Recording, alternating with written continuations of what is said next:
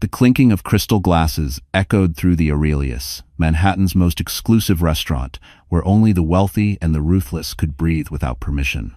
Under the golden chandelier, billionaire tech mogul Derek Voss leaned back in his chair, a smug grin stretching across his face as he lifted a glass of Chateau Margaux. Beside him, his mistress Lila Crane let out a flirtatious laugh, loud enough for nearby tables to hear exactly the way he liked it. Tonight was about showing the world that he had upgraded.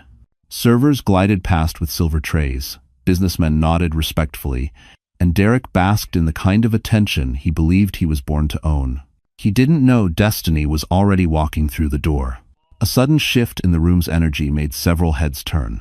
The maitre d' straightened instinctively. Even the live violinist missed a note. Derek followed their gaze, annoyed at first. Then, his entire world collapsed in silence. Standing at the entrance was Elena Foster, the woman he had discarded like yesterday's news. The ex-wife he told everyone was too plain, too weak, too useless. Her black maternity dress outlined the gentle curve of her 5-month pregnancy, his child he never believed she deserved to carry. But it wasn't her presence that made Derek choke on his wine. It was the man standing next to her, Adrian Cole, the reclusive Wall Street powerhouse. The CEO feared even by billionaires. The man who could destroy entire empires with a single phone call. And he had his hands steady, protective at the small of Elena's back. Every whisper in the restaurant froze. Every stare followed her. Every ounce of Derek's arrogance drained from his face. Elena wasn't the abandoned woman he had left in a tiny Queens apartment. Tonight, she walked with dignity, with power, with someone far stronger than Derek could ever hope to be. And as she locked eyes with him across the room, a quiet fire burned in her gaze, one that promised this was only the beginning. Derek's glass slipped from his fingers and shattered. Long before Elena Foster walked into the Aurelius, with the quiet strength of a woman rising from ashes, she had lived through a kind of heartbreak that could have broken anyone else completely. Just 8 months earlier, her life had been painfully ordinary, a modest job as a financial analyst at a mid-sized Manhattan firm, a tiny but cozy apartment she shared with her husband, Derek Voss, and an uncomplicated dream of building a family. She wasn't wealthy, she wasn't glamorous, and she certainly wasn't someone the city's elite would ever look at twice. But she had loved Derek with a sincerity that now felt foolish. Back then, Derek wasn't the cold, polished billionaire he paraded himself as today. He was a struggling entrepreneur, chasing investors, burning through savings, and craving validation from the world. Elena supported him through every failure, worked overtime to pay rent, cooked simple home meals to save money, and believed in him even when he didn't believe in himself. She was his anchor, the only one who never left. But the moment his company went viral after a single lucky partnership with a major tech fund, everything changed. Suddenly, Derek had money, fame, attention, and an ego that dwarfed Manhattan's skyline. He started dressing differently, speaking differently, standing differently. He began leaving earlier, coming home later, smelling like cologne she didn't own. Then came the whispers. Then came the lies. Then came Lila Crane, the PR specialist hired to fix his brand. Ender 7. Elena didn't want to believe the rumors. She didn't want to believe the late-night messages, the mysterious work trips, the sudden coldness in Derek's voice. She wanted to believe marriage meant loyalty, but life had other plans. The night everything fell apart still haunted her like a ghost she couldn't quiet. Elena had just discovered she was pregnant, something she thought would bring them closer. She waited for Derek with nervous excitement, the ultrasound picture tucked carefully in her pocket. He arrived past midnight, not alone. He walked in with Lila clinging to his arm, her lipstick smeared, her hair disheveled, her laugh dripping with the arrogance of a woman who believed she had already won. Derek didn't even look ashamed. "Elena," he said, waving a dismissive hand, "don't make this dramatic.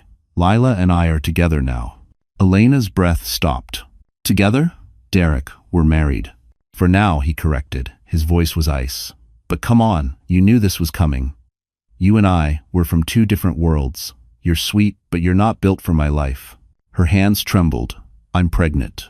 That was the moment that truly shattered her. Derek's face didn't soften, didn't break, didn't even shift. Instead, he stepped forward, lowered his voice to a cruel whisper, and said, "Then you'll handle it on your own.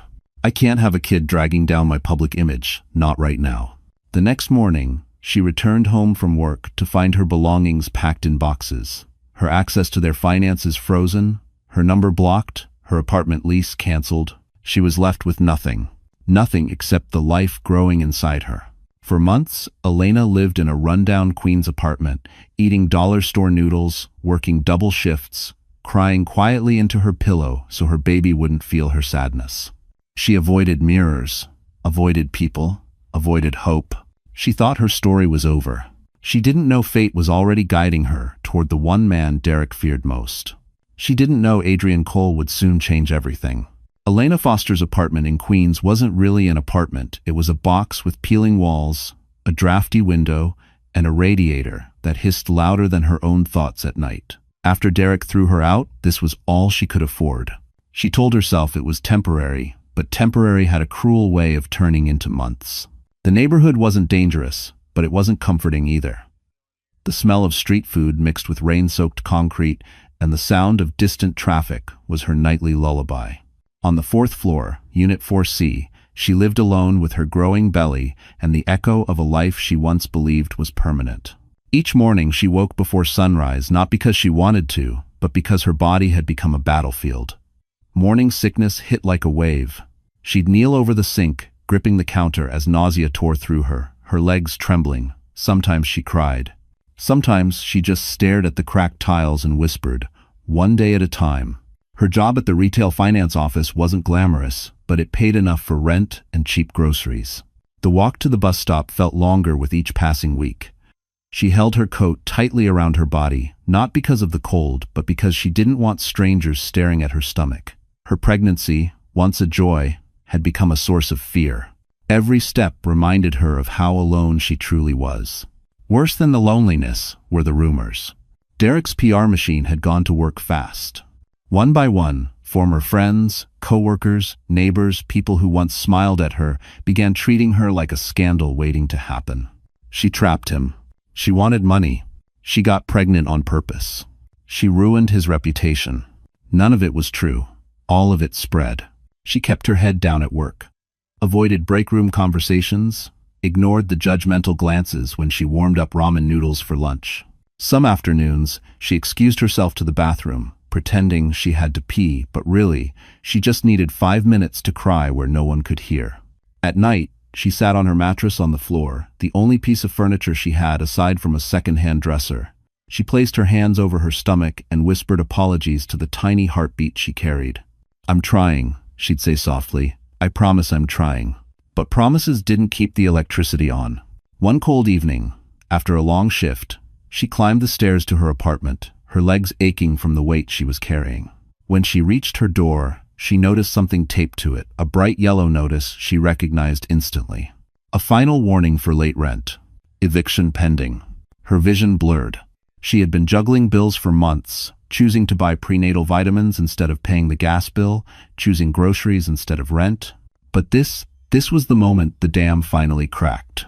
Inside the apartment, she sank to the floor, clutching the notice as sobs tore out of her. Her breath hitched, her chest tightened, panic rising like floodwater. And then her phone buzzed. Unknown number. She almost didn't answer. But something in her gut told her to pick up. "Miss Foster?" a calm voice said. "My name is Adrian Cole. I believe you need help." She froze. She had never met him, never spoken to him. But the name, the Adrian Cole, was impossible to mistake. Before she could even respond, the voice added, "I'm outside your building. Please open the door." Her heart stopped. Her life was about to change in ways she couldn't imagine.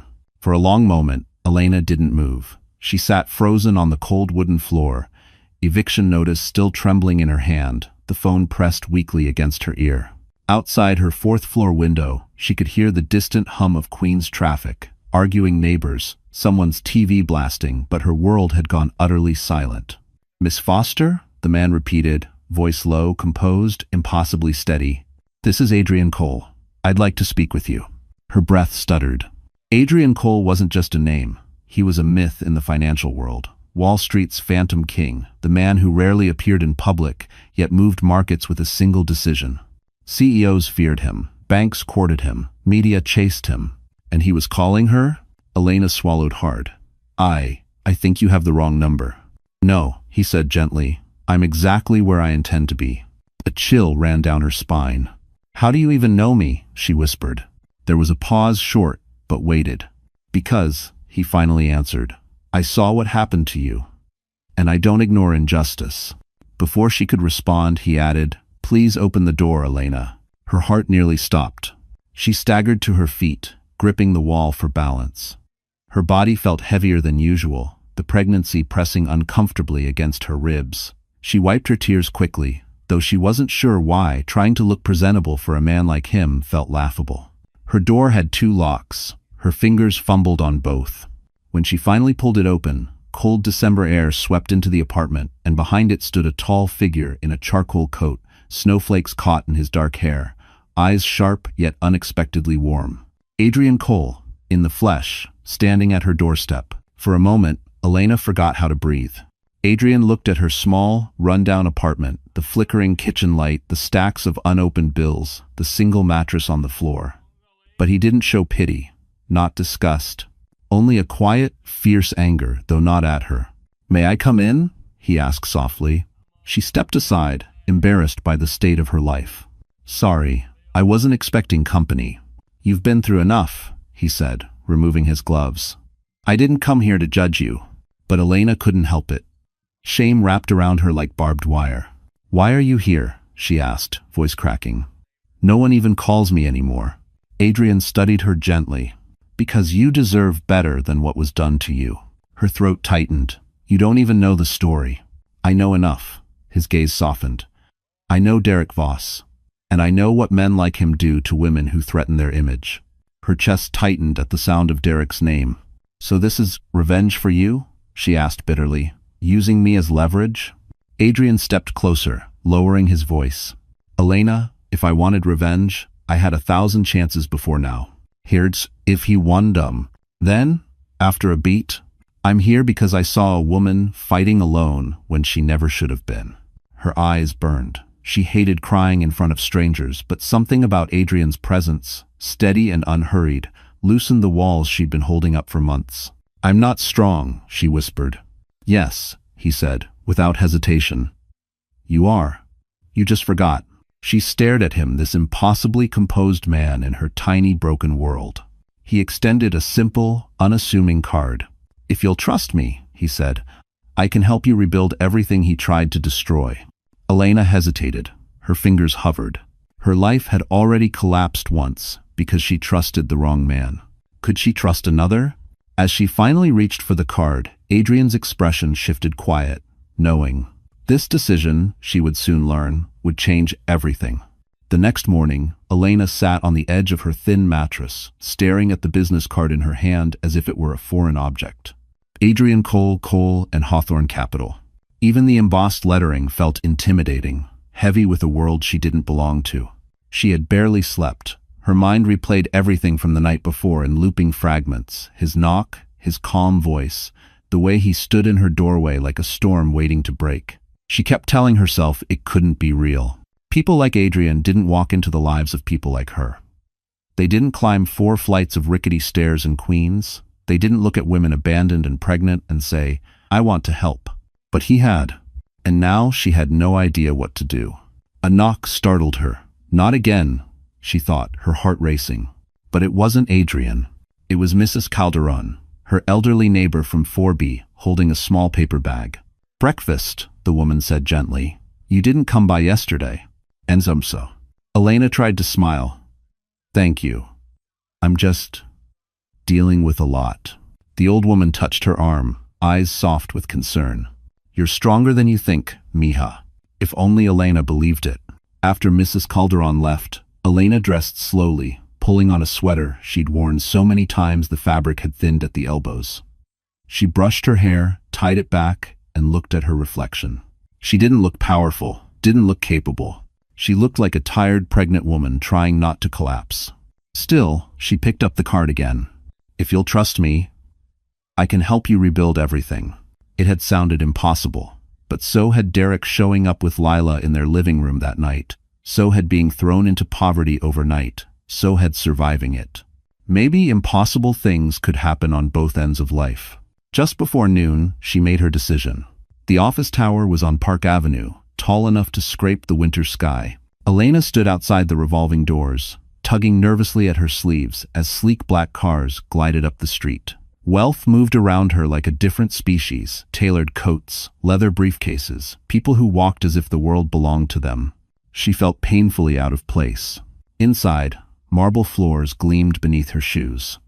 Security guards in navy uniforms nodded politely.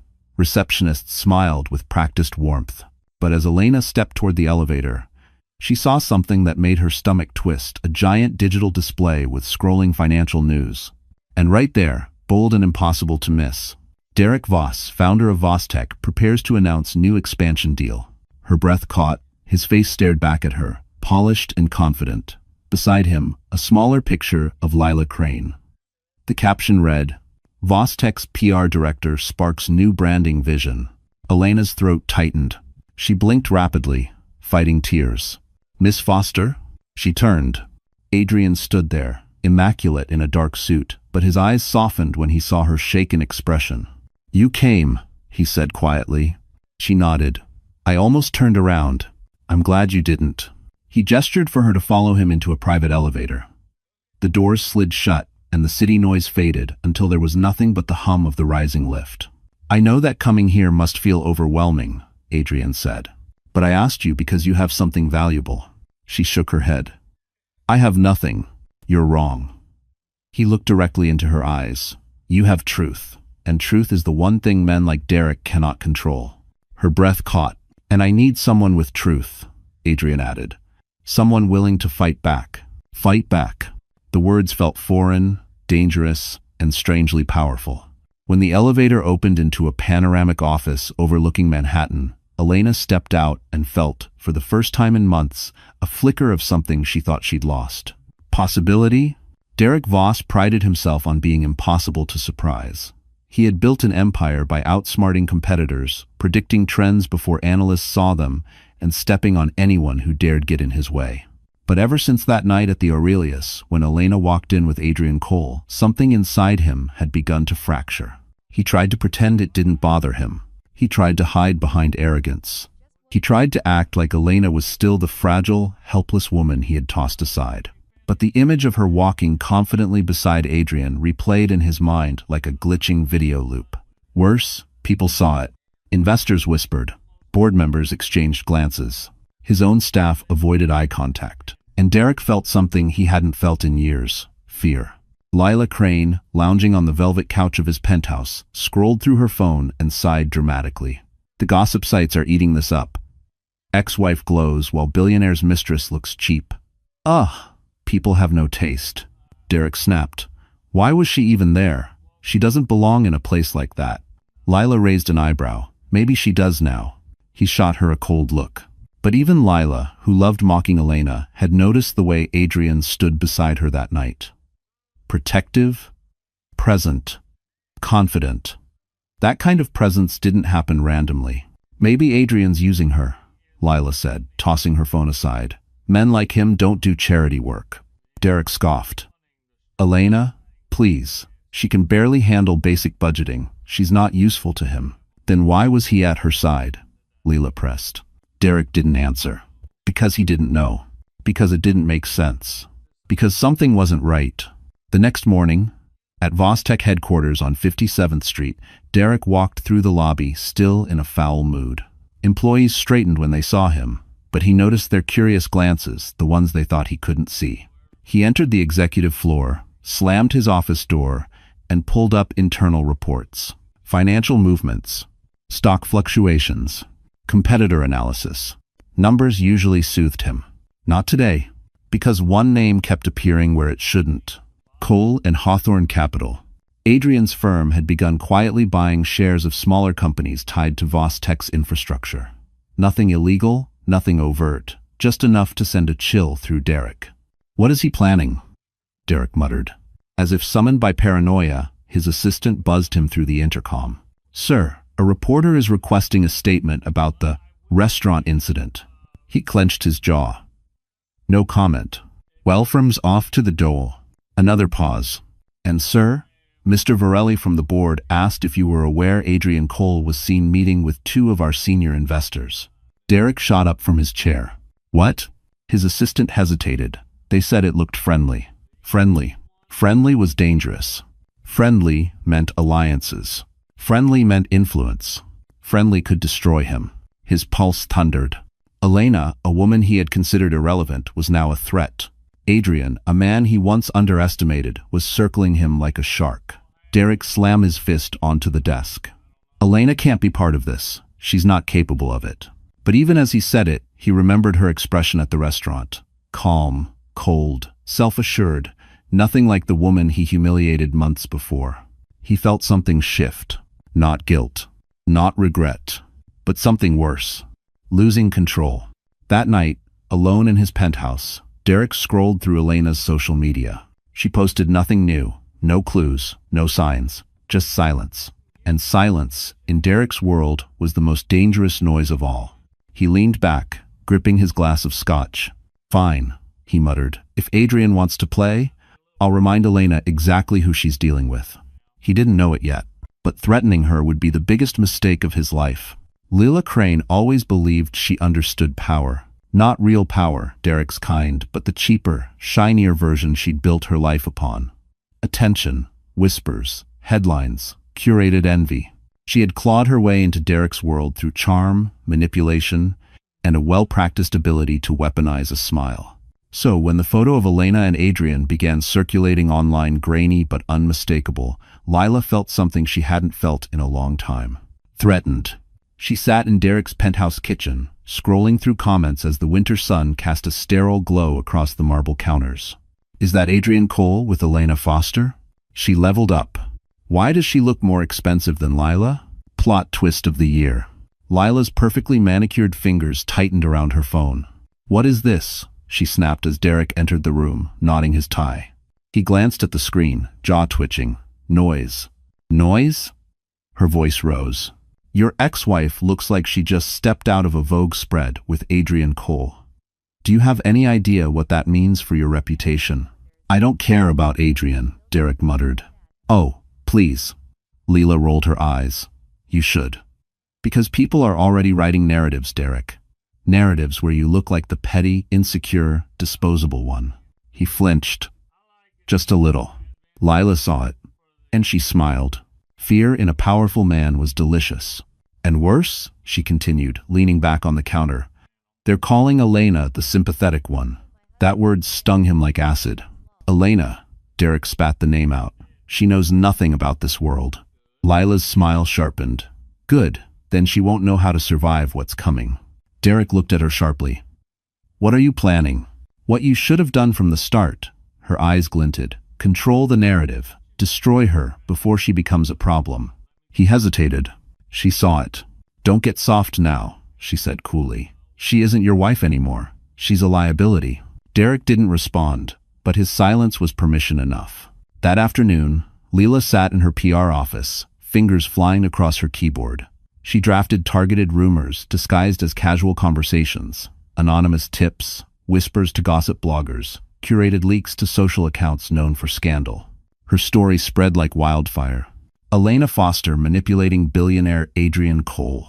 Pregnant ex-wife seeks revenge, insider claims drama brewing. Sources say she's using her unborn child to regain wealth and status. Lila didn't stop there. She dug through old photos, found an image of Elena crying outside a subway station months ago, taken on a day Elena had fainted from exhaustion.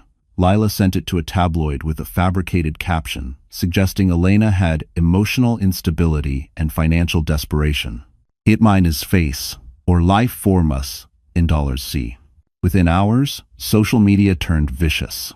Elena saw none of it at first. She was sitting in Adrian's office, reviewing spreadsheets he'd asked her to analyze, when her phone began buzzing relentlessly. Notifications piled up. Her stomach tightened.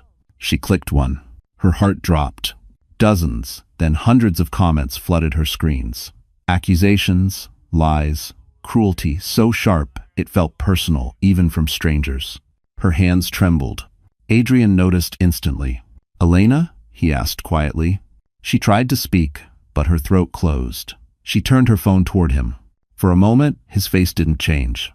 Not a twitch, not a blink, not a breath. Then his eyes darkened with a cold, dangerous fury she had never seen.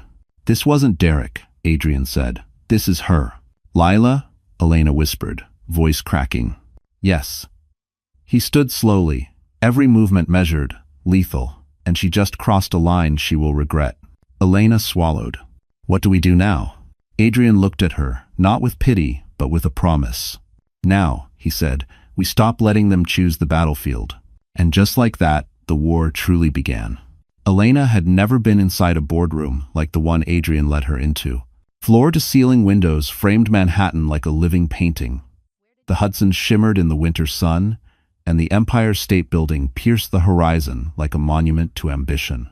The room smelled faintly of polished wood, leather, and something else she couldn't quite place authority. But it wasn't the view that made her breath catch. It was the long mahogany table, surrounded by men and women in designer suits, who all turned toward her as she entered.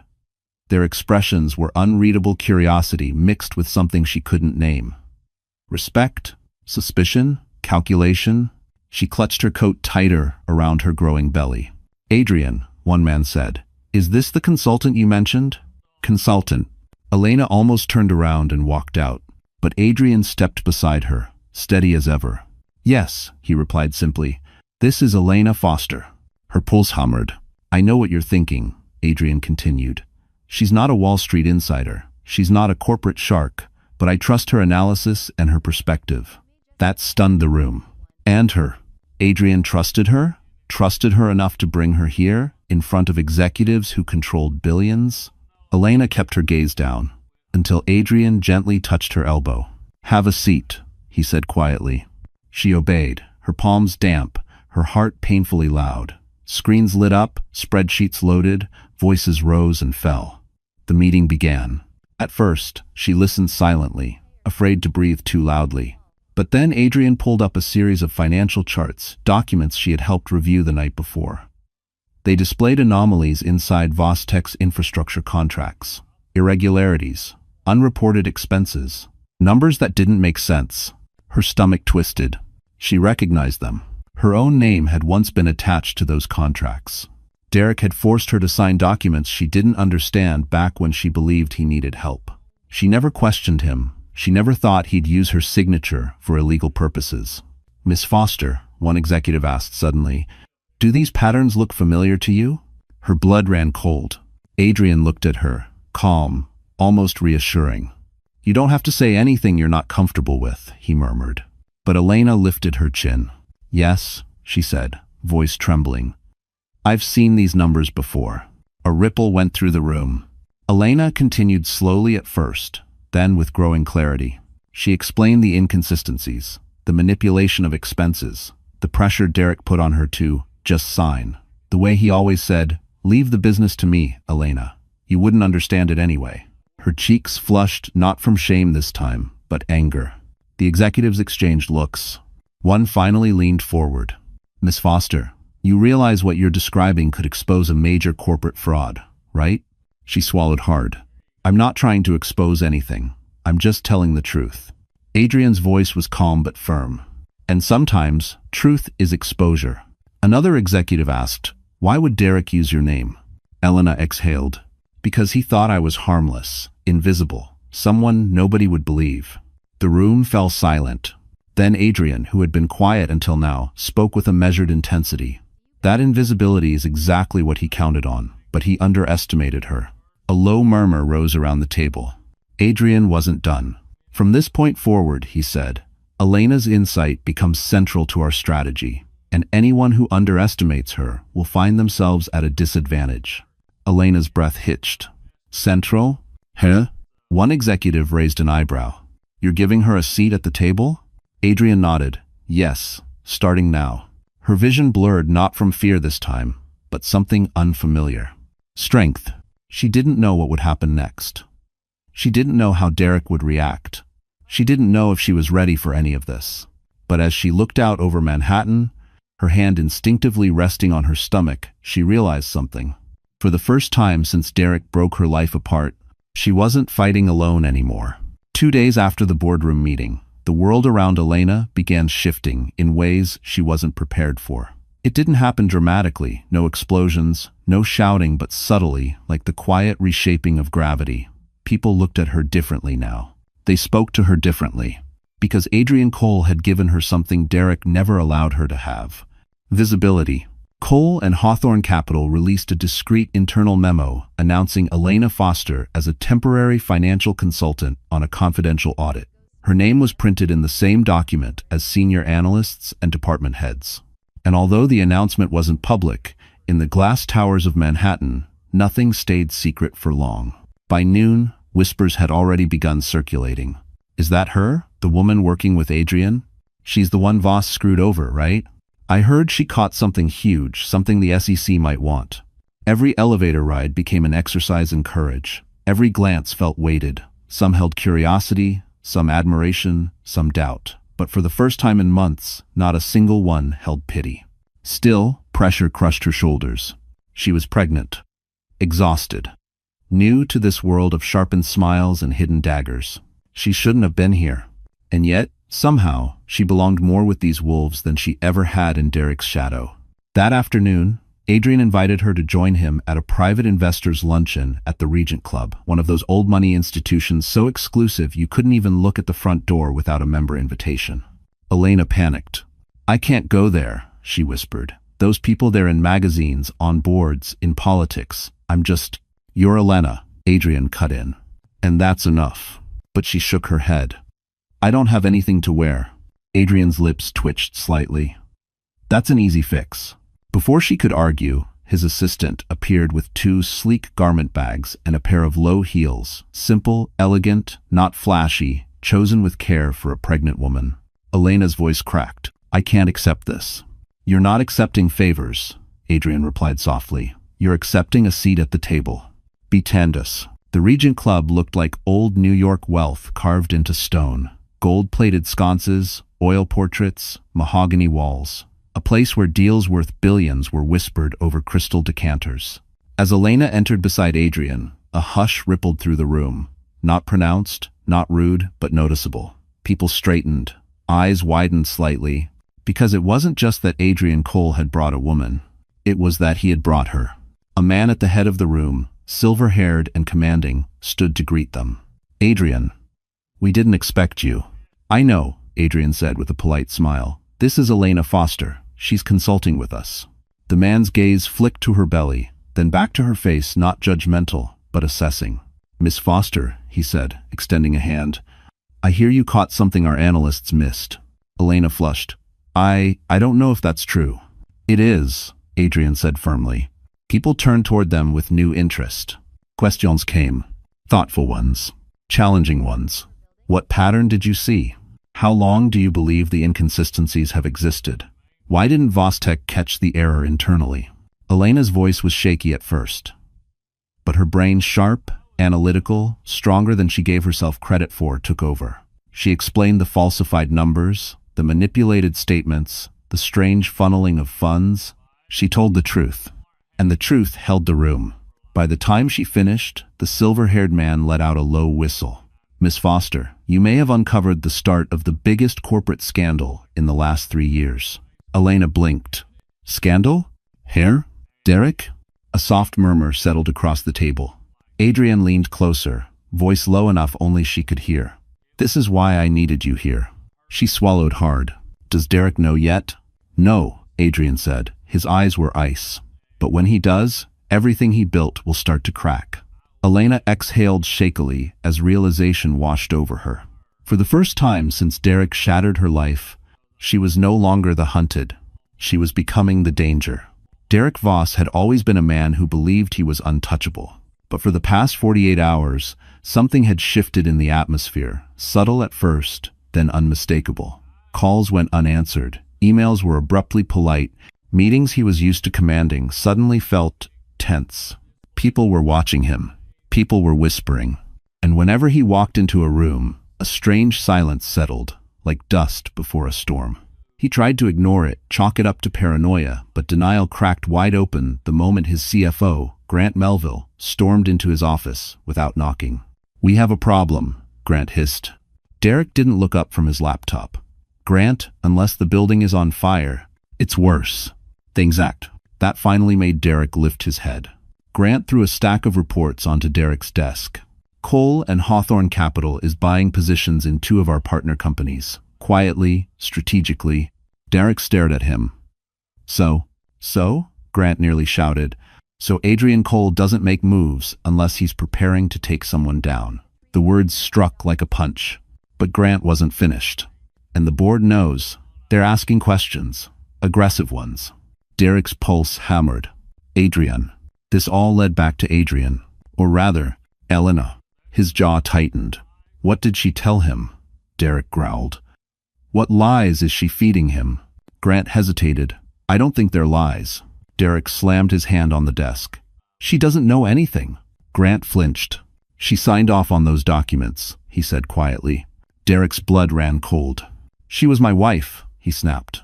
I told her what to sign. That doesn't mean she understood it. Grant lowered his voice. But legally, that won't matter. Silence. Heavy. Suffocating. Then Grant delivered the killing blow.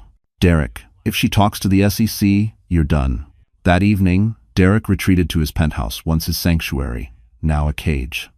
He paced the living room, phone in hand, calling Lila again and again. No answer. Finally, after the 10th call, she picked up, her tone irritated. What do you want? What is happening? Derek demanded. Why is Cole going after me? What did you start? Lila scoffed. You're the one who left your ex-wife emotionally destroyed and financially ruined. Did you really think she'd just disappear?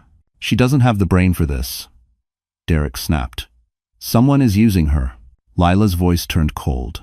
Maybe you should have respected her instead of humiliating her. Derek froze.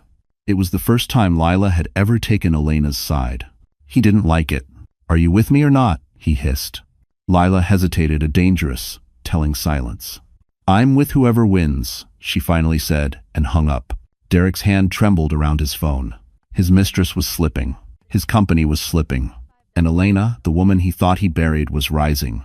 The next morning, Derek marched into the Voss Tech boardroom, determined to reassert control. But the moment he entered, he sensed the shift.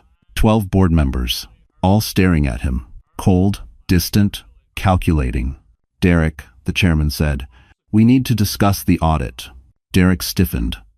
What audit? A folder slid across the glossy table. In bold, merciless lettering, Cole and Hawthorne, preliminary findings, Voss Tech anomalies. His vision blurred. Adrian had already begun. We'd like your cooperation, the chairman said, and transparency. Derek's chest tightened. You think I'm hiding something? We think, the chairman replied carefully, that your ex-wife may have knowledge we're obligated to review. The room tilted. Elena? Derek whispered, stunned. He had destroyed her. He had erased her. He had expected silence. Instead, she had become the one person the board wanted to hear from. He was losing control of his image, his empire, his carefully constructed reality. Derek Voss had finally met a force he couldn't manipulate. And her name was Elena Foster.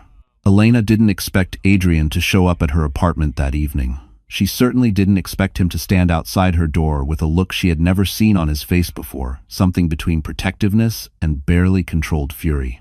Are you okay? He asked as soon as she opened the door. She blinked. Yes, I think so. No, Adrian said quietly. You're not. Because something came up today, something you need to know before anyone else tells you. He's not a endem. Her stomach tightened. What happened? Derek, he said. Just the name made her chest hurt. Adrian stepped inside, closing the door gently behind him. His presence filled the tiny space, steady and grounding, but the tension radiating off him warned her that whatever he was about to say wasn't small. He held a single folder in his hand. Elena, he said, voice steady but dark, we discovered something new in the documents you once signed for Derek, something he hid from you. Something that could have ruined your life. Her breath hitched. He placed the folder on her small kitchen table. Sit. Her knees felt weak as she obeyed. Adrian opened the folder slowly, too slowly.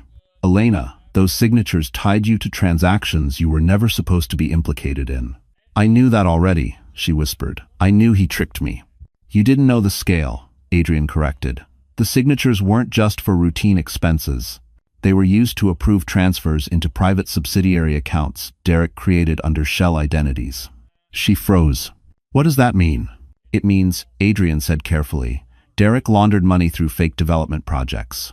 And legally, your signature shows you approved the movement of those funds. Her pulse pounded in her ears.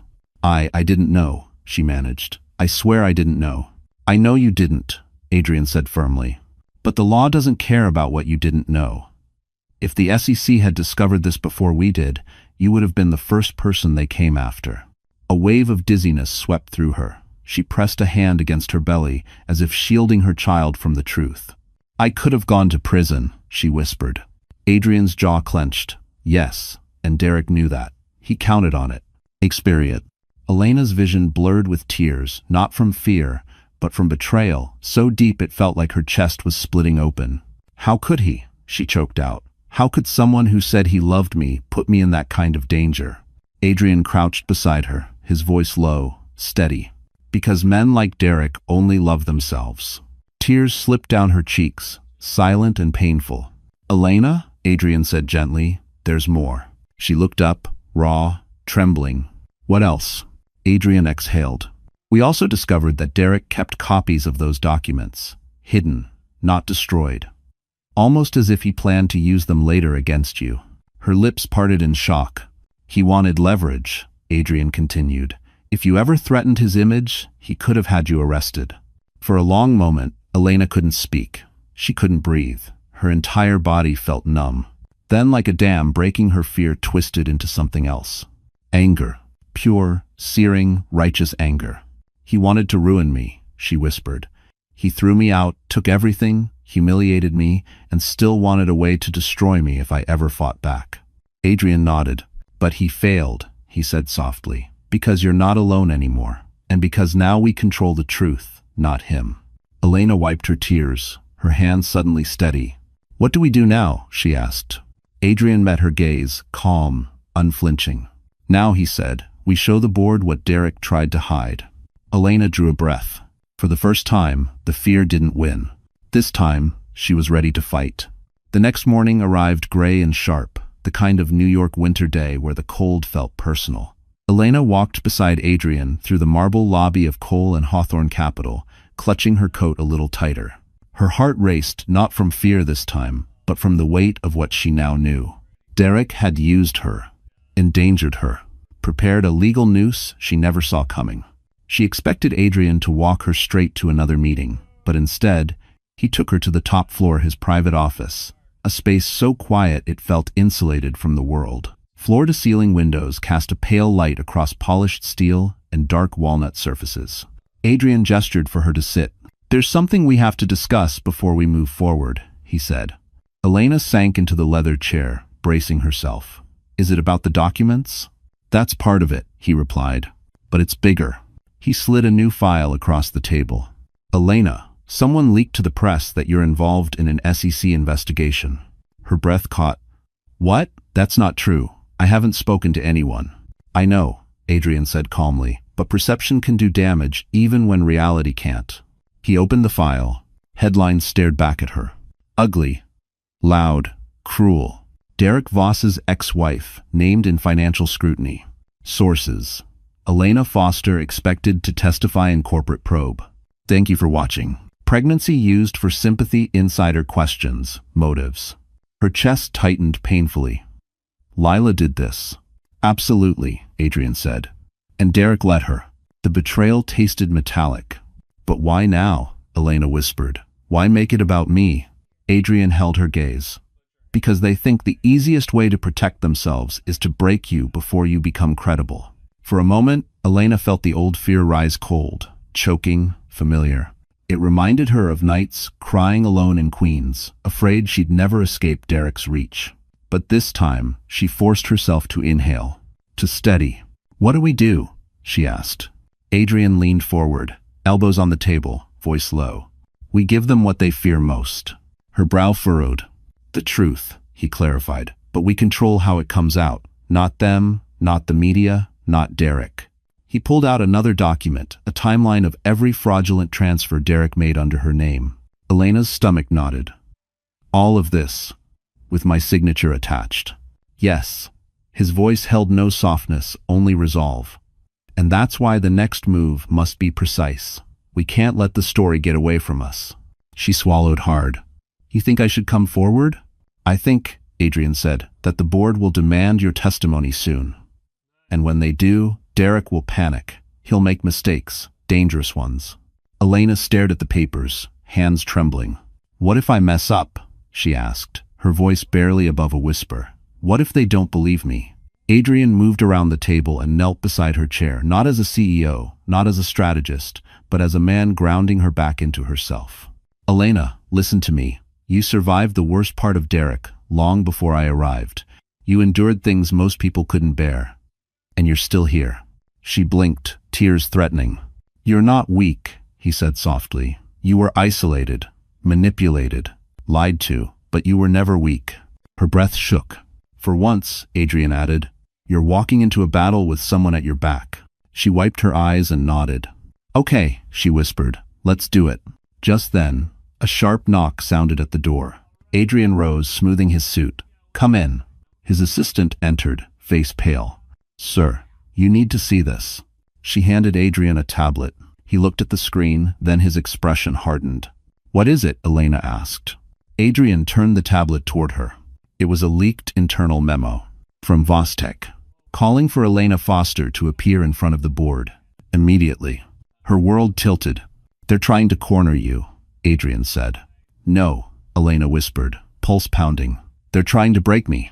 And for the first time, she wasn't running. She was ready. Elena had never seen a corporate building feel so much like a battlefield. The Vostek headquarters looked the same as it always had: sleek glass walls, towering chrome pillars, the cold, polished floors that once echoed her timid footsteps when she came to bring Derek lunch. Back then, she thought her place was in the shadows, unseen, unheard, unnoticed. Not today. Today, she walked through the doors with her chin lifted, hand resting lightly on her belly, and Adrian Cole at her side. The receptionist's eyes widened enough to confirm that word had spread faster than wildfire. Elena Foster is here for the board meeting, Adrian said, voice smooth but carrying an authority that left no room for argument. Yes, of course, Mr. Cole, the receptionist stammered. They're expecting you. Expecting. The word tightened her chest. They weren't expecting the old Elena, the trembling wife who apologized for breathing too loudly. They were expecting a woman they intended to corner, intimidate, and break. But that wasn't who walked in today. When the elevator doors opened onto the executive floor, silence fell. The board members were gathered near the glass wall overlooking Central Park, murmuring anxiously. Derek stood apart, pacing in sharp circles, his expression a mixture of fear, rage, and something else: panic. He froze the moment he saw her. Elena, he breathed, you shouldn't be here. She held his gaze. No, Derek, you shouldn't have brought me here. His jaw tightened, but before he could respond, the chairman cleared his throat. Miss Foster, Mr. Cole, please join us. Elena stepped forward. Her heartbeat roared in her ears, but her voice, when it came, was calm. You asked for me. I'm here. They moved into the boardroom. 12 chairs, 12 faces watching her. The room hummed with tension, thick enough to cut. Derek sat across from her, his stare drilling into her. The chairman began. Miss Foster, we've been made aware of documents bearing your signature tied to unusual financial activity. We need to determine your involvement. Elena's fingers twisted together beneath the table. I understand. Derek leaned forward, voice carefully measured. Sweetheart, you don't have to do this. The word hit her like a slap, sweetheart, the same word he used when convincing her to sign things she didn't understand. Adrian's jaw tightened. Elena breathed in, then spoke. I didn't know what I was signing. Derek told me it was harmless. He said the business was too complicated for me to understand. A murmur rippled across the board. The chairman lifted a file. These signatures approved fund transfers that were later moved into private holding accounts. Did you authorize that knowingly? No, Elena said, louder this time. I had no knowledge of any illegal activity. Derek misled me. Derek slammed his hand on the table. That's a lie. End quote. Adrian's voice dropped to a deadly calm. She has proof. Elena opened her bag, pulling out a small flash drive. Her hands didn't shake. These are voice recordings. she said. Conversations between Derek and me from the time he pressured me to sign. He told me everything was routine. He told me not to worry. He told me my signature was just a formality. Derek's face drained of color. You recorded me? He whispered. I had to, Elena replied. Because I knew one day you'd try to blame me. The chairman ordered the files played. Derek's own voice filled the room. Just sign it, Elena. Don't ask questions. You wouldn't understand this stuff anyway. No one is going to look at your name. It's fine. When the recordings ended, the room fell into stunned silence. The chairman turned slowly to Derek. Is there anything you'd like to explain? Derek's lips parted, no words came out. And for the first time since their marriage ended, Elena saw him for exactly what he was. A man terrified of a woman he once believed was powerless. She straightened, gathering strength she never knew she had. I'm done hiding, she said softly. And I'm done letting him use me. Adrian met her gaze, steady, proud. The boardroom had shifted. Elena wasn't prey anymore. She had become the witness who could bring an empire down. The boardroom felt like it was holding its breath. The moment the recordings ended, something invisible snapped, an unspoken shift in power, a tectonic crack beneath the polished table. Derek Voss, the man who once strutted through this room like he owned gravity itself, looked pale, shaken, almost small. The chairman closed the folder. Miss Foster, thank you. This information will be critical as we proceed. Derek jolted upright. Proceed with what? He barked. You're taking her side? She's my ex-wife. She's unstable, she's lying. Stop. The chairman's voice cut like ice. Your explanations will come later. We've heard enough for today. The words were a quiet execution. Derek turned to Elena, fury boiling behind his eyes. You don't know what you've started. Elena held his stare steady, unflinching. Yes, she said softly, I do. Before Derek could respond, the door opened. 2 SEC officials stepped inside. A ripple of shock swept the room. Even Adrian stiffened slightly, though his expression remained composed.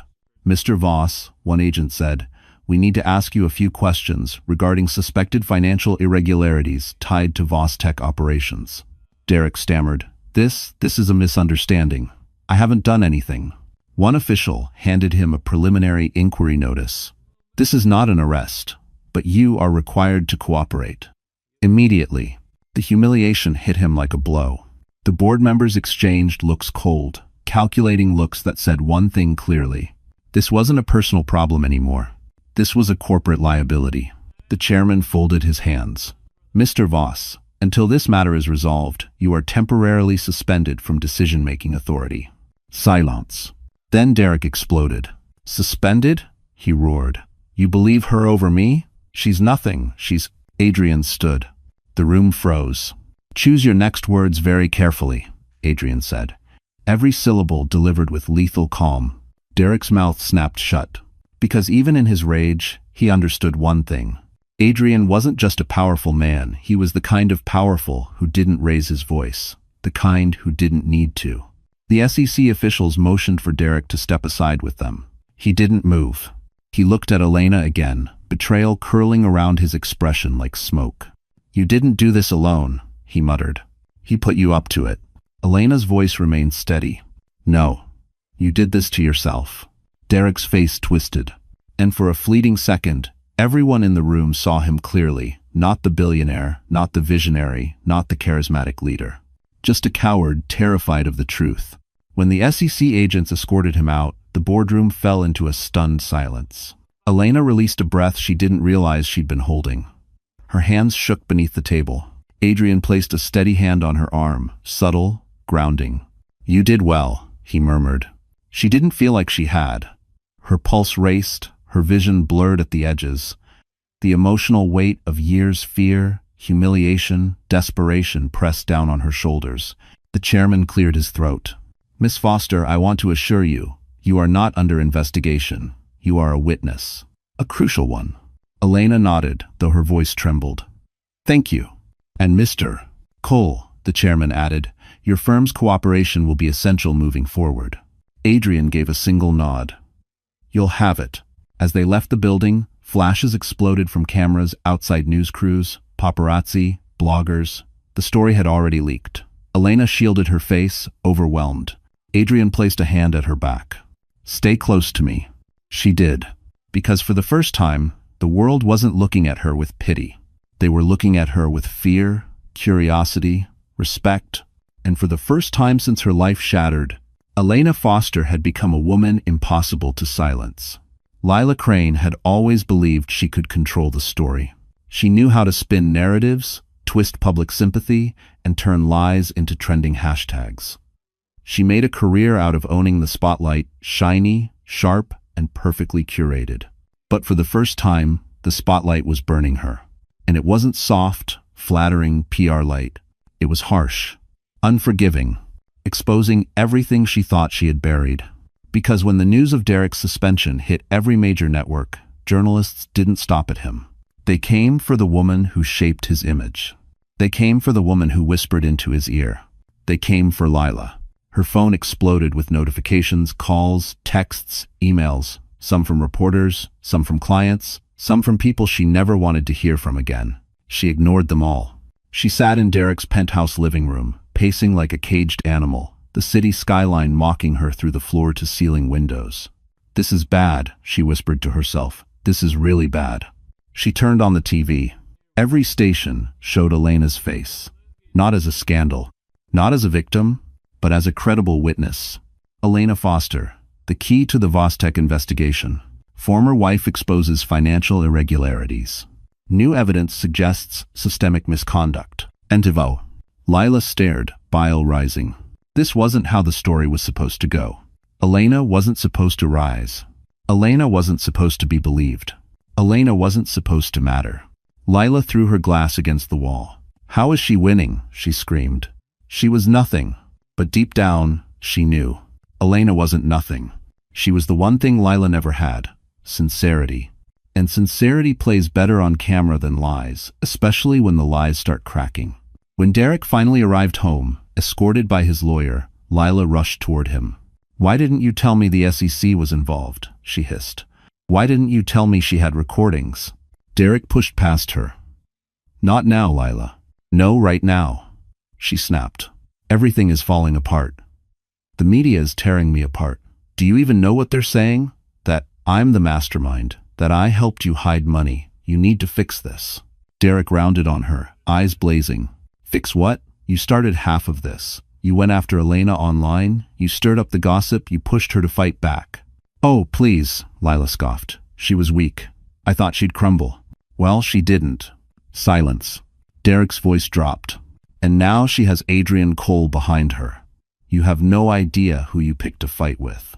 Lila glared. "You think I'm scared of him? You should be." For the first time, Lila saw fear, real fear on Derek's face.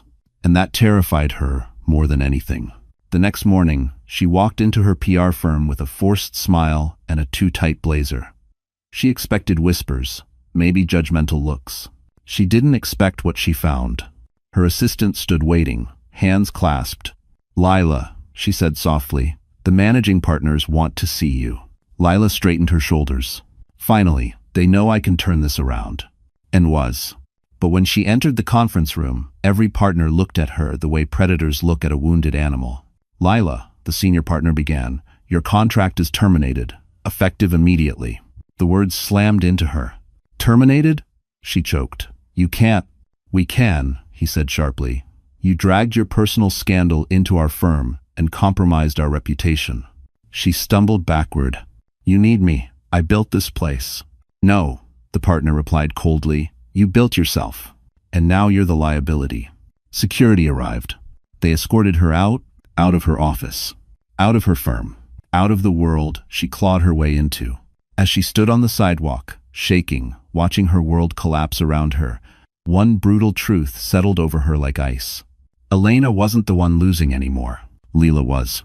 Elena had barely processed the chaos of the board meeting and Lila's implosion when Adrian asked her to meet him at his private penthouse office, an ultra-secure space overlooking the East River. It wasn't the normal headquarters. This place felt different. Quieter, darker, like it was built for secrets. When she stepped inside, Adrian stood with his back to her, staring out at the city lights. He didn't greet her with the calm confidence she'd grown used to. His posture was tense, coiled, almost haunted. "Elena," he said, without turning around, "we need to talk." Her heart dropped. That sentence never meant anything good. She walked slowly toward him. "Is something wrong with the investigation?" "No," he replied. "Something is wrong with the truth." He turned. And for the first time since she met him, Adrian looked vulnerable. Not broken, not weak, but burdened, like he'd carried something for too long. "I haven't told you everything about Derek," he said. She froze. "What do you mean?" Adrian gestured to a chair. "Sit, please." She sat. He remained standing, hands folded, voice steady but low. "I didn't meet you by accident." Her blood ran cold. "You? What?" "I didn't know you personally," Adrian explained, "but I knew of you long before that night in Queens." A strange, icy dread crept up her spine. "How?" she whispered. Adrian finally spoke the truth. "Derek and I weren't just business rivals. We were partners 5 years ago, on a major development fund. I believed in him, I trusted him, and he betrayed me." Elena's breath caught. Adrian continued. "He falsified documents, rerouted funds, sabotaged a deal that cost my firm millions. He walked away clean because he framed a junior analyst on my team. A good man. That man never worked again." Elena's chest tightened. "So, you wanted revenge?" "No." Adrian stepped closer. "I wanted accountability, but Derek disappeared behind lawyers and NDAs. I couldn't touch him legally, not without someone who knew how he operated. Someone he underestimated." Her heart pounded painfully. "You mean me?" "Not a question. A realization." "You are the key," Adrian said softly. "You always were. Because you were the only person he allowed close enough to see the truth without realizing it." Elena's throat tightened. "And you thought you could use me?" Adrian flinched. "Yes. At first." The honesty stung more than lies ever could. She looked away, vision blurring. "So all of this, bringing me into those meetings, helping me, protecting me, it was all strategy?" "No," Adrian said firmly, "not anymore." He knelt beside her chair, forcing her to meet his eyes. "Elena, in the beginning, I saw you as leverage, but then I saw who you truly are. A woman Derek tried to shatter and failed. A woman who deserved justice long before I stepped in." Her breath trembled. "Why tell me now?" "Because you deserve the truth before we take the next step," he said. "And because I care about you, not as a tool, not as a strategy, as a person." Her heart twisted painfully. She didn't doubt his sincerity. His voice held a warmth and fracture she had never heard before. But the betrayal still lingered. "So, you used me," she whispered. "Just like he did." Adrian's jaw tightened. "Elena, I'm trying to undo the damage he caused. I'm trying to make things right." "You should have told me," she said, wiping her eyes. "I know," he whispered. For a moment, the room fell silent, two people caught between truth and hurt, between loyalty and consequence. Then her voice cracked. "What do we do now?" Adrian stood, shoulders straightening. "Now," he said, "we bring Derek down completely, and this time we do it together with nothing left hidden." Elena inhaled shakily. The truth hurt, but it also made her stronger, because now she understood something important. Derek wasn't the only one who underestimated her, and that mistake was about to cost him everything.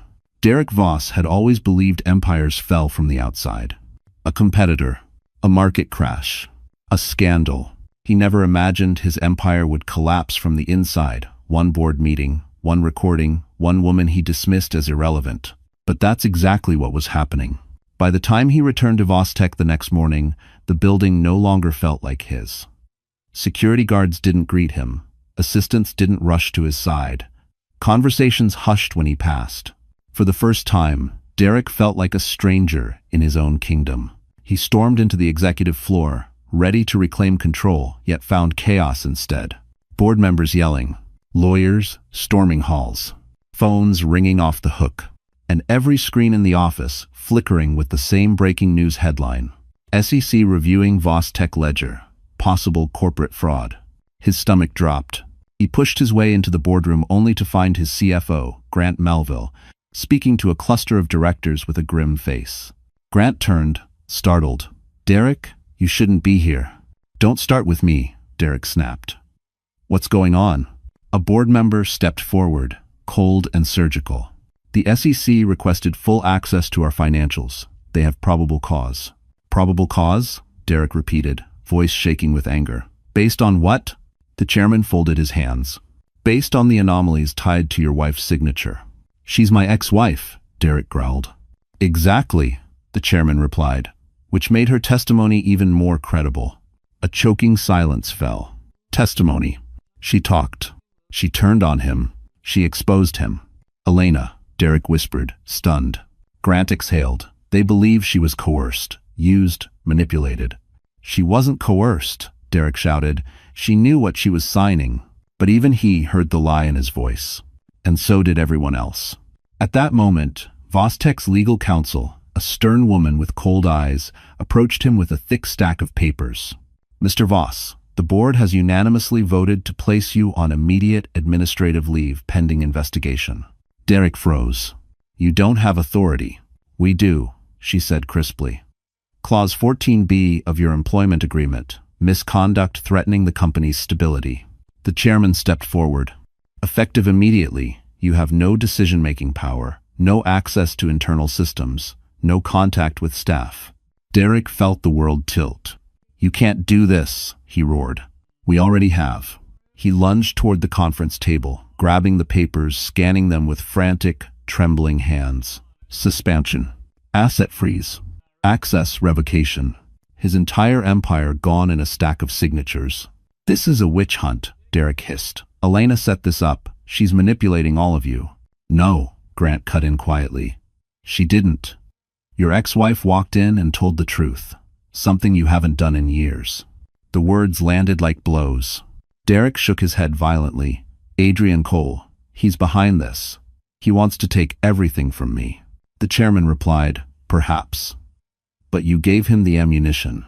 If you 70 prostes to Ryazov. Derek's chest tightened painfully. He gripped the back of a chair for balance. He needed someone on his side, anyone. Where's Lila? He demanded. The board members exchanged uneasy looks. Grant sighed. She's not coming. What does that mean? It means, Grant said, her firm fired her. She's disappeared, and she refused to speak with your lawyer today. Derek staggered. He had no allies left. No mistress. No power. No credibility. Just a crumbling empire and a woman who had risen stronger from the ashes he buried her in. When security finally arrived to escort him out, Derek barely resisted. His legs felt like concrete, his vision blurred. He stumbled into the elevator, once his golden throne, now a cold metal coffin carrying him down, down, down. As the doors closed, one final thought stabbed through his collapsing world. Elena wasn't his downfall. Underestimating her was. Lila Crane had always been able to land on her feet. Scandal? She'd spin it. Criticism? She'd twist it. Enemies? She'd charm them. But this time, her fall wasn't dramatic or glamorous. It was silent, brutal, and terrifyingly real. After being escorted out of her PR firm like a disgraced intern, she wandered midtown in a daze, the cold slicing through her thin coat. People rushed past, indifferent. Her phone buzzed non-stop calls from unknown numbers, angry clients, gossip reporters wanting statements. She ignored them all. By sunset, she ended up in a cheap cafe she once would have mocked, sitting alone with a lukewarm coffee. Her hands shook as she scrolled through social media. It was a disaster. Every major outlet had pivoted. Every narrative she tried to weaponize against Elena had turned into a boomerang and hit her instead. PR director Lila Crane linked to Vostek's scandal. Idea. Insider claims she managed Derek Voss's damage control. Anonymous sources suggest Lila encouraged targeting ex-wife. Anonymous sources. Of course. Derek. Rat. Coward. Snake. He had fed the press just enough information to shift blame toward her, hoping it would buy him sympathy, or time, or something he no longer deserved. Well played, she muttered bitterly. Throw me under the bus to save yourself. I doon it. I was beated. End quote. But the more she scrolled, the more she realized the truth. The press didn't believe him anymore. The public didn't believe him. And no one believed her. Because now, Elena was the face of the story. And Lila? Lila was the villain. The next blow came faster than she expected. Her landlord called. "Miss Crane, given your situation, the building is requesting you vacate by next week." "My situation?" she snapped. "I've never been late on rent." "As an office." "It's not about rent," he said quietly. "It's about reputation. The building doesn't want press outside the lobby." She hung up before he finished. Then her agent emailed. Her endorsement deals gone. Her PR clients cut ties. Her industry standing ruined. Within 12 hours, Lila Crane went from one of the most sought-after spin doctors in Manhattan to someone no one wanted to be photographed with. She slammed her phone on the table, chest tight, breathing shallow. "How did my life fall apart because of her?" she hissed. But deep down, she knew the truth. It wasn't Elena who destroyed her. It was her own arrogance. By the next morning, desperation sank its claws into her. She marched toward Derek's penthouse, shaking with anger, humiliation, and fear. She pounded on his door until her fist went numb. "Derek, open the damn door." Silence. She tried again. "I lost everything because of you." Still nothing. She pressed her forehead against the door, voice cracking. "We were supposed to be a team." The lock clicked. But the face that appeared wasn't Derek's. It was his lawyer. "Miss Crane," he said, tone robotic. "Mr. Voss is not receiving visitors." "Visitors?" she spat. "I'm not a visitor. You're someone he is no longer associated with," the lawyer cut in. "And given the ongoing investigation, it is in his best interest to sever all communication." "Important?" "Commander." Leela felt the floor fall out beneath her. "So he's cutting me off?" "Yes." "And he wants me to disappear?" "Yes." Her chest tightened. "He can't do that." "He already did," the lawyer said calmly. "And if I were you, Miss Crane, I'd hire my own attorney immediately." The door closed in her face. She stood there, shaking, humiliated, discarded, just like Elena once was. Except Elena rose. Leela was sinking. As she stumbled into the elevator, tears streaming down her face, she realized something she had never allowed herself to believe. She had backed the wrong man. And unlike Elena, no one was coming to save her. Because when the queen rises, the mistress always falls first. For the first time in months, Elena woke up without dread sitting on her chest. The morning light seeped through the penthouse guest room, where Adrian insisted she stay until the investigation stabilized. It was warm, gentle, a soft gold brushing across her skin as if life itself had finally stopped punishing her long enough to let her breathe. She sat up slowly, hand instinctively resting on her belly. "You're safe," she whispered to her child. "And we're not alone anymore." Her phone buzzed. A text from Adrian. "Board ruling released. Come to the office when you're ready. Big day." Her heart fluttered, not from fear, but anticipation. Something was changing. She dressed carefully, choosing the simple navy dress Adrian's assistant had picked out for her weeks earlier. Not glamorous, not flashy, but strong. Respectable. A woman who survived hell and walked out carrying truth like armor. When she arrived at Cole and Hawthorne, people didn't stare at her with curiosity anymore. They nodded with respect. A receptionist smiled genuinely. A security guard held the door for her. An analyst whispered, "That's her." "Everybody." A senior executive said, "Morning, Miss Foster." It was surreal. And overwhelming. But not frightening, not anymore. Adrian waited for her in his office, standing by the window with Manhattan glittering behind him. "You made it," he said softly. "You asked me to come," she replied, giving him a small smile. He let out a breath, almost as if seeing her eased something tight in his chest. "There's something you should see." He handed her a folder. Elena opened it carefully. Inside were the results of the board's emergency vote. Effective immediately, Vostek appoints a temporary restructuring committee overseen by Cole and Hawthorne Capital. Her eyes widened. You're taking over?" "Temporarily," Adrian corrected. "Just long enough to stabilize the company and clean out the corruption." "And Derek?" Adrian's jaw tightened. "He's finished. Legally, publicly, financially, there's no path back for him. Out of never." Elena exhaled, a complicated mixture of relief and sorrow. She never wanted his destruction. She wanted freedom, but sometimes freedom required consequences. "Does this mean it's over?" she asked. Adrian shook his head gently. "No, Elena. It means it's just beginning. For you. He handed her a second document, one with her name printed at the top. Consultant to Senior Oversight Committee, Strategic Analyst. Salary. More in a year than she made in her entire life combined. Elena's breath caught. I can't accept this. You earned it, Adrian said. You helped uncover the truth. You put your life on the line. Without you, this entire operation would have collapsed. Tears blurred her vision. You believed in me when I didn't believe in myself, she whispered. No, Adrian corrected softly, stepping closer. You believed in yourself the moment you walked into that boardroom and faced Derek on your own terms. Her heart squeezed painfully, but he wasn't done. Elena, there's something else, he said quietly. Colin Hawthorne has a penthouse in Midtown that's been empty for 2 years. Fully furnished, safe, spacious, comfortable for a mother and her baby. Her jaw dropped. Adrian, it's yours, he said. If you want it. She shook her head, overwhelmed. I can't let you. You're not letting me do anything, he said.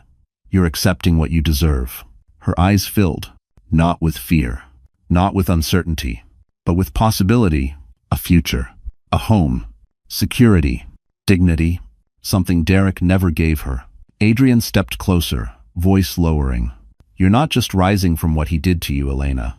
You're building something new, something better. She looked at him, really looked at him. At the man who walked into her life when she had nothing left. At the man who helped her stand on her own feet. At the man who cared for her, not because she was useful, but because she was her. For the first time, she let herself smile soft, warm, hopeful. Okay, she whispered. I'll take the job. And the penthouse. Adrian exhaled, relief flickering across his face. And Adrian? She added quietly. Yes? Thank you. He shook his head, eyes soft. No, Elena, thank you. Because the woman standing before him wasn't broken. She was becoming unstoppable. Winter melted slowly into the first breath of spring, and with it, Elena's world transformed in ways she once believed were impossible. Her new penthouse, quiet, warm, filled with sunlight and gentle luxury, became a sanctuary where she finally felt safe. No footsteps to fear, no voices to shrink beneath, just peace and the soft rhythm of her unborn child, reminding her that life still had beautiful chapters left to write. The SEC investigation concluded swiftly. The evidence Elena provided, even after years of manipulation, was airtight. Derek Voss was formally charged with financial misconduct, document falsification, and fiduciary breach. His assets were frozen. His public image collapsed. His name became synonymous with greed and downfall. And for the first time, justice felt real. But the final confrontation didn't happen in a boardroom or courtroom. It happened outside the Cole and Hawthorne building on a quiet Friday afternoon. Elena had just finished a meeting and stepped out into the crisp air when she saw him. Derek, not the polished billionaire who once strutted across magazine covers, not the arrogant man who believed the world bowed at his feet, but a shell, tired, disheveled, eyes bloodshot with sleepless panic. Elena, he said, voice cracking. She froze. Adrian, walking just behind her, stiffened instantly. But Elena lifted a hand lightly, signaling him to wait. She stepped forward, calm, steady. What do you want, Derek? He swallowed hard. To talk, please. The desperation in his voice didn't move her. Not anymore. You ruined me, he whispered. Everything I built, gone. Do you even care? Care? She repeated softly. Did you care when I slept on the floor of a tiny apartment while carrying your child? Did you care when you forged my signature? When you tried to destroy me to protect your own image? He flinched, shame slicing through him. Elena, I made mistakes. Dishonor. No, she said. You made choices. He blinked, stunned. She continued, voice calm as stone. You chose greed over integrity. You chose cruelty over loyalty. You chose humiliation over love. Derek's shoulders collapsed. I lost everything. Elena inhaled, letting her words land with finality. No, Derek, you lost everything because you tried to take everything from me. He stared at her, chest rising and falling sharply. And then he broke. I'm sorry, he whispered. I'm truly sorry. For a moment, she simply watched him, not with hatred, not with longing, but with clarity. "You're not apologizing to me," she said gently. "You're apologizing to the version of yourself you destroyed." A tear slipped down his cheek. Elena stepped back, her hand resting over her stomach. "This chapter of my life is closed," she said, "and you're not part of my future." Derek opened his mouth, but no words came. Because he finally understood. He had lost her long before he realized she was worth keeping. Later that evening, Adrian walked Elena home. The city lights glowed like embers beneath a velvet sky. When they reached her door, he hesitated. "Elena," he said softly, "I want you to know something." She turned, heart warm. "You didn't rise because of me. You rose because you finally saw yourself the way I saw you from the beginning." Her breath caught, strong, resilient, capable of standing on her own. Then his voice lowered, gentle and sincere.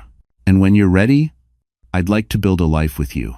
Not out of strategy, not out of circumstance, but because you are someone I admire. Someone I care for, someone I—" She placed a hand on his chest, stopping him with a soft smile. "I'm ready," she whispered. "For all of it." His breath trembled, but his smile was warm, unguarded, almost tender. And for the first time since her world shattered, Elena allowed herself to dream of joy, not borrowed, not fragile, but earned. Later that year, in a quiet ceremony at the Plaza Hotel, with Manhattan glittering like a promise through tall windows, Elena and Adrian exchanged vows. Her baby, now a giggling toddler with bright eyes, held her hand as she walked down the aisle. No scandals, no shadows, no more fear, just love, just healing, just a future she built with her own strength. And as she stood beside the man who helped her rediscover her worth, Elena knew one truth with absolute certainty.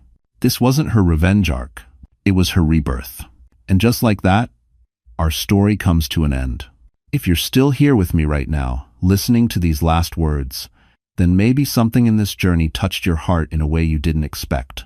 Maybe Elena's strength reminded you of your own. Maybe her quiet endurance echoed something you've lived through. Or maybe you simply needed a reminder that no darkness lasts forever. You know, the Stoics had a beautiful belief. The obstacle is the way.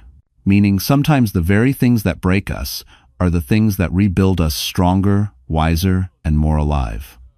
Elena didn't rise because life became easier. She rose because she finally recognized her own worth. And that's a lesson every one of us can carry. If you're going through something heavy right now, remember, you are not defined by what hurt you. You're defined by what you choose to become after it. So, my wonderful friends, if this story gave you courage, hope, or even just a moment to breathe, please don't leave without giving it a like, sharing it with someone who needs it, and subscribing to the channel. I'm right here with you, and we've still got so many journeys ahead.